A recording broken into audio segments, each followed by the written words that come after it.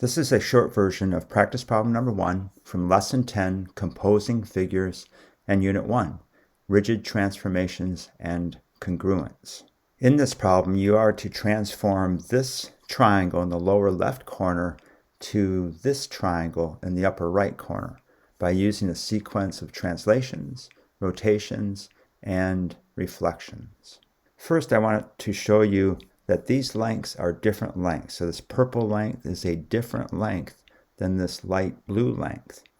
And you can tell that by drawing these concentric circles. So concentric means you have the same center, but the radius of the larger circle is this purple side.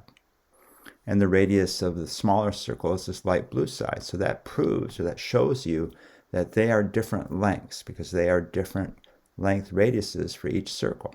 Knowing that the lengths are different makes the problem easier to follow. You have to get this longer side right here up to this longer side right here, this purple side. And you have to get the shorter side, this blue side, right here over to this side right here, this light blue side. So in the end, the corresponding points have to be in the appropriate spots. So this is B, this is the corresponding point to B, B prime. This is A, this is the corresponding point to A, or A prime. And this is C, and this is the corresponding point to C, or C prime. So no matter what I do as I move this triangle, as I transform this triangle, those points have to end up in the appropriate spots. And it makes it, once again, easier to follow what's going on if you realize that right in the beginning. One transformation to move triangle A, B, C to triangle A prime, B prime, C prime is a 180-degree rotation. And you can find the center of rotation by connecting each corresponding point because they are 180 degrees rotation. They are in a straight line. So C goes to C prime, a straight line. B goes to B prime, a straight line, and they intersect right here at the center of rotation. And A goes to A prime, also a straight line. So each of those 3 points are going to rotate 180 degrees and end up on the opposite side. So if I get rid of the flag, A and B are going to travel on the same circle as they rotate 180 degrees because they are the same distance from the center of rotation, from R. This is the same distance as this distance right here. C is a shorter distance, so it's going to travel on its own separate circle. It's still going to rotate 180 degrees though. So here they go. They rotate around 180 degrees. Notice as they rotate, C ends up where C prime is, B ends up where B prime is, and A ends up where A prime is. So they end up in the appropriate spot right here.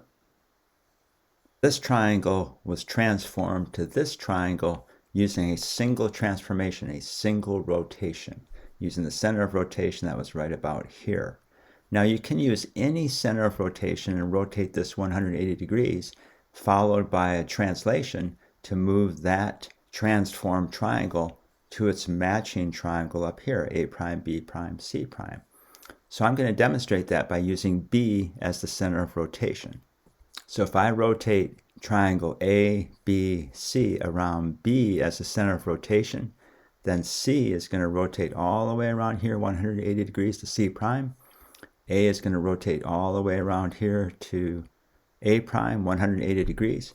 And B is in essence going to rotate to B prime, but it's the center of rotation, so it stays where it is. Now we can move this triangle using a translation to cover A prime, B prime, C prime. And notice that, once again, the labeling is correct. A prime, B prime, C prime. So we can translate that triangle up to here to cover its appropriate triangle up in the upper right corner. Now, if this were on a grid, you could translate this along the horizontal side and then along the vertical side, or you can translate it directly. Now, one question is, can I get there using a reflection? And what you start to realize is that a 180-degree rotation is the same as 2 reflections. So I'm going to reflect triangle ABC over this line of reflection right here, BC. So if I do that, notice that A ends up down here at A prime, and B and C stay in the same spot. Now I can't get this to cover this triangle without another reflection. I can't even rotate it to cover this triangle. Now it's in an orientation or a position. If I try to rotate it, these sides are not going to line up. So I have to reflect this triangle one more time. I'm going to reflect it over this line of reflection, which is A prime B. So now if I do that, A prime is here, B prime is here, and C prime now has been reflected over here. So now I can move this triangle to cover its corresponding triangle, which is up here. So notice that this triangle ended up in the same place as the 180-degree rotation. So once again, a 180-degree rotation is the same as two reflections. One reflection, two reflections. And this is a 180-degree rotation around to here. So that ends the short version of this video. So you could stop there. But I became interested in extending this idea and asking the question, can I use a single reflection and a translation to move the transformed triangle to its corresponding congruent triangle? So is it true that if I rotate a triangle or any shape 180 degrees to get to that same place, I have to go through two reflections? Because it certainly seems like I can get there with a single reflection. And I'm going to show you what I tried to do, where I made a mistake, and one way to look at this. It certainly seems like I can do a single reflection and then a translation. So if I choose this line of reflection right here, so this is the midpoint of BC, and I reflect B to where C is, I'm going to reflect A over to this spot right here. And if I just fill in this triangle, and I can translate it, and that ends up in the same spot. But this started to bother me in that, notice the labeling of the points. This becomes A prime up here, and this is B prime down here. So A reflected to right here to be A prime, and B reflected to right here to be B prime. But they're not supposed to be labeled that way. B prime is supposed to end up here, and A prime is supposed to end up down here. And how C gets up here to C prime, I'm not sure. So that was one thing that bothered me. The second thing that bothered me is as I start to look at this rectangle right here, if I reflected over this line of reflection, it should end up right here. But it doesn't. It ends up actually up here.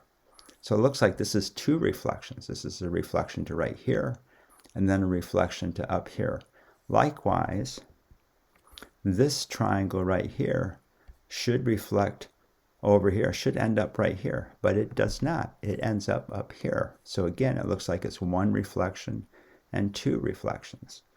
And finally, the last triangle, this triangle right here, should end up right here, but it doesn't. It ends up down here. So it looks like it's one reflection and two reflections.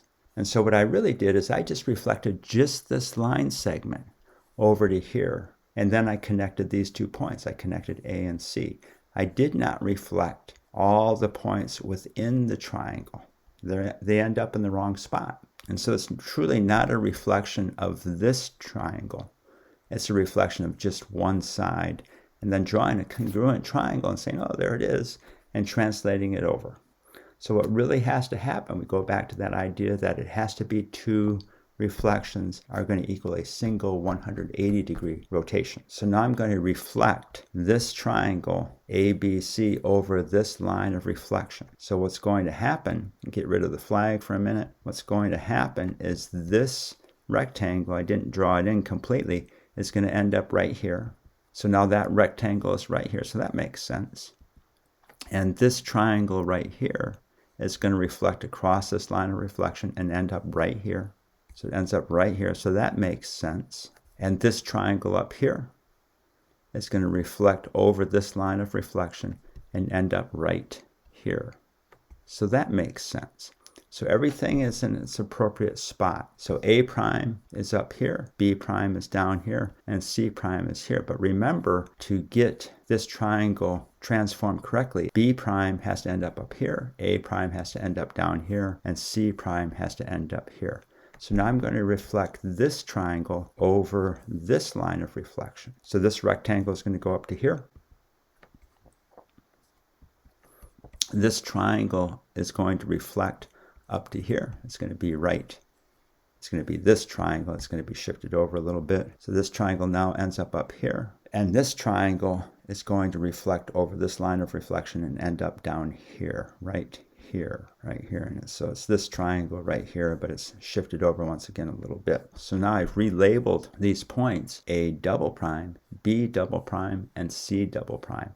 And now I can translate this triangle over to here, and they cover the appropriate spots. So this transformed triangle is the result of two reflections. One reflection over this line of reflection, and a second reflection over this line of reflection. So now one more thing. Rather than using a horizontal or a vertical line of reflection, what if I use this hypotenuse, this line that connects these 2 points and is opposite the right angle? It's called the hypotenuse. What if I use that hypotenuse as a line of reflection? Maybe I can get there with a single reflection that way. Where I put this protractor here, I wanted to show you that a reflection is a movement of 90 degrees across the line of reflection and an equal distance on the other side. So I just used 3 examples here: 90 degrees across the line of reflection and an equal distance on the other side.